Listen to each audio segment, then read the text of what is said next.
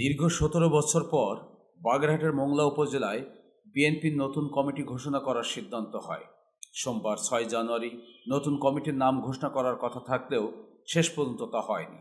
Committee গঠন নিয়ে এদিন দুপুরে শহরে বিক্ষোভ করেছে বিএনপি ও এর অঙ্গ সংগঠনের নেতৃবৃন্দ। মাঠ পর্যায়ে কমিটির তালিকায় আওয়ামী লীগের লোক অন্তর্ভুক্ত করায় তাদের মধ্যে ক্ষোভ ও উত্তেজনা দেখা দেয়।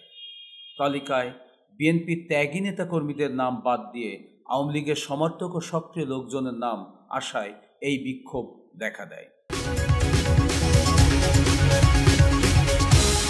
সত্যের সন্ধানে দৈনিক যশোর। ক্ষমতার বাইরে থাকা বিএনপির স্থানীয় নেতাকর্মীদের মধ্যে নেতৃত্ব শূন্য হয়ে পড়ে। গত ৫ই আগস্ট আওয়ামী লীগ সরকারের পতন হওয়ায় পুনরায় ঘুরে দাঁড়ানোর চেষ্টা করে। এ লক্ষ্যে গত ২৪ ডিসেম্বর দলের কেন্দ্রীয় ঘোষণা অনুযায়ী জেলা বিএনপির অন্তর্গত সকল পর্যায়ে উপজেলা ও পৌর কমিটি গঠনের জন্য মনিটরিং টিম গঠন করা হয়।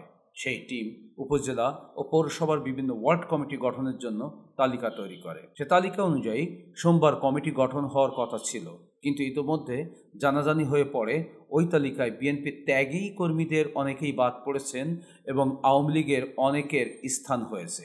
বিষয়টি জানাজানি হওয়ার পর বিক্ষোভে ফেটে পড়েন নেতাকর্মীরা। পরে বিক্ষোভের মুখে কমিটি গঠন স্থগিত করে সম্মেলন প্রস্তুত কমিটি ও বাগেরহাট জেলা বিএনপির যুগ্ম আহ্বায়ক মোহাম্মদ কামরুল ইসলাম গোরা। নেতাকর্মীদের তোপের মুখে তিনি বলেন, পৌর শহরের প্রতিটি ওয়ার্ডে গিয়ে এই কমিটির স্বচ্ছতা যাচাই করে পুনরায় কমিটি তৈরি করা হবে। মাসুদ রানা, মোংলা, বাগেরহাট। দৈনিক যশোর।